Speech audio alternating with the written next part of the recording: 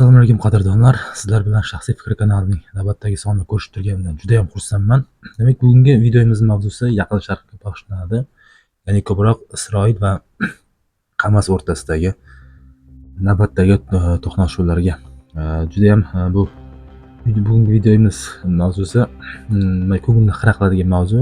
Sababi kuni kecha Isroil sulh shartnomasini buzib, G'azoni yana qayta bombalashni boshladi.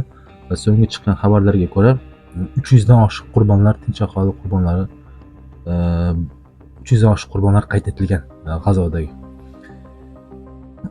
Demak, nima uchun bunday bo'ldi?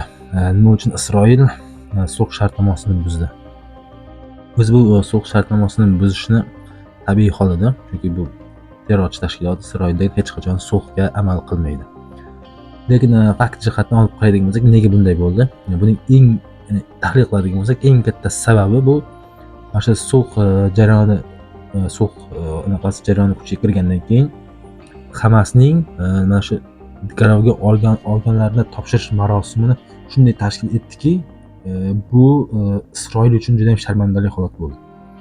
Ya'ni mana shu tinchlik shart sulhi amalga oshirilgandan keyin mana shu vaqt ichida jarayonlarda garovga olganlarni ozod qilish marosimi shunday tashkillashtirildiki, Hamas tomonidan bu butun dunyoga yana bir bor ko'rsatdiki, Isroilning mag'lub bo'lganini, ham ma'nan ham ruhan. Bu yerda shunday taassurotlar uyg'onadiki, xuddi Hamasga mana shu Hamas 1 yildan ortiq kurashayotgan bo'lsa ham, u yerga Isroil minglab bombalar tashlagan bo'lsa ham, deyarli 90% hududni butunlay yakson qilgan bo'lsa ham, maqsadiga erisha olmadi.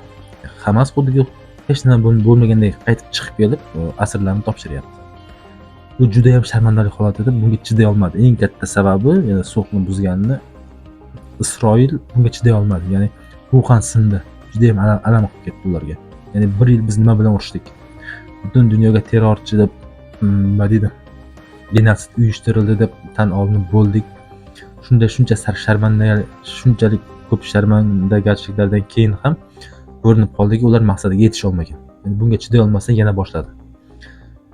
Bu eng katta sababi, ya'ni tinchlik payti, Hamas sulh payti Hamas ko'rsatib qo'ydiki, ya'ni Hamasga deyarli hech narsa qilmagan. Bu eng katta sabab bo'ldi. Ikkinchi sababi, urushning qayta boshlanishiga bu Donald Trampning Netanyahuga yashil chiroqni yoqqani va undan biroz oldin mana shu kecha yana qayta G'azoni bombalash qayta boshlanishidan biroz oldin Amerika Qo'shma Shtatlari deyarli $10 milliard atrofidagi qurol-yarog'ni yetkazib berishga Donald Tramp hukumati imzo chekdi va yetkazib berildi. Aviabomba va boshqa qurollar. Deyarli $10 milliard. Bu Isroil uchun juda ham ko'plik qiladi. Ya'ni kichik Isroil uchun bu juda katta. Bu yerda minglab aviabombalar bor. Nimaga yetkazib berildi? Demakki, oldindan bu rejalashtirilgan G'azoni qayta bombalash. Bu ikkinchi omil va lekin eng muhim omil bu qayta mana shu urushni boshlashining sababi. Bu arab davlatlari bundan oldin Donald Trump bayonot berdi-ku, bu G'azo ahlini ko'chirmoqchi edi. Iordaniya va Misr hududiga.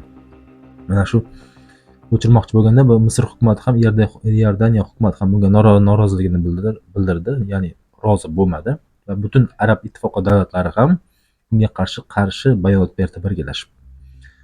Endi bu yerda AQSh va Isroil bildiki, yana bu yerda chora yo'q bo'ldi. Ya'ni qo'shni davlatlarga ko'chirib chiqarishning hech qanaqa iloji yo'q.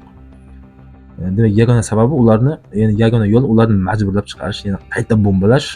Mana shunda qayta bombalab, majburlab, keyin ularni nimaga Afrika davlatidagi boyagi Sudan adashmasa yana qaysi davlat aytdi, mana shu yerga ko'chirib olib borishga ularni rozi qilish, ya'ni majburlab bombalab. Yana qaytadan bombalab, mana shu qancha ko'proq yana bombalasak, ularni yana menimcha katta ehtimol bilan miyasida shunday narsa bo'lsa kerak.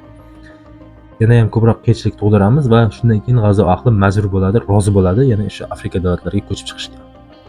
Katta ehtimol bilan mana shunday reja qilayotgan bo'lsa kerak. Baribir bu rejasi amalga oshmaydi, bu aniq. Bunga dunyodagi boshqa davlatlar ham hech qanaqasiga ko'nmaydi. Eng yomoni nimaki, bu yerda hozir arab davlatlari butunlay tish tirnog'i bilan bu ko'chirishga qarshi bo'lib turibdi. Isroil buni biladi va bilib turib qasddan bu terrorchi tashkilot yana bombalayapti hozir G'azoni. Va agarda bular yana ham majburlaydigan bo'lsa, G'azo ahlini chiqib ketishga, nimadir qilishga, bu arab davlatlari ichida yana Isroilga nisbatan murosasizlikni keltirib chiqaradi qaysi qo'shni davlatlardan. Va Isroil katta ehtimol bilan mana shuni kutyapti. Suriyadan yoki Iordaniyadan o'ziga qanaqadir nima bo'lishini, nima deydi yoki Yamandan, Husiydanmi qanaqadir nima bo'lishini, nima zarba bo'lishini va keyin butun dunyoga ko'rsatib, mana men o'zimni himoya qilyapman deb hujjatda mana shu qo'shni davlatlarga qo'shin kiritish, ya'ni umuman mana shu G'azo masalasini kattalashtirish Amerika bilan birgalikda. Mana shunga qarab vaziyat ketyapti. Agarda mana shu bombalash, yana qayta bombalash to'xtamaydigan bo'lsa, sovuq amal qilmaydigan bo'lsa, buning oqibatlari yana ham jiddiyroq bo'ladi. Endi bundan keyingi voqelikda shu paytgacha arab davlatlari indamay qarab turgan bo'lsa, endi bunday bo'lmaydi. Katta ehtimol bilan arab davlatlari kelishib oldi, ya'ni shunchaki qarab turmaymiz deb. Qaysi ma'noda, ya'ni bu yerda endi sekin-sekin choralar ko'rishni boshlaydi. Arab davlatlari ham, ya'ni amaliy jihatdan, qurol-yarog' jihatdan bo'lmasa ham yo'llarni yopish, iqtisodiy sanksiya va hokazo mana shular vujudga kelishi mumkin sekin-sekin. Mojaro kattalashadi va bu hozirgi urush Isroil va G'azo va Falastindan tashqariga chiqib ketishi ehtimoli bor. Va umuman mana bergan Isroilga berilgan qurollarni agar 10 milliard dollarlik qurollarni tahlil qiladigan bo'lsak, demak bu kattaroq urushga tayyorlanayotganligini ko'rsatish ham mumkin. Shunday vaziyatni kuzatamiz. Iloji boricha albatta umid qilamizki, jahon hamjamiyati qarab turmaydi. Umid qilamiz, boshqa iloji yo'q.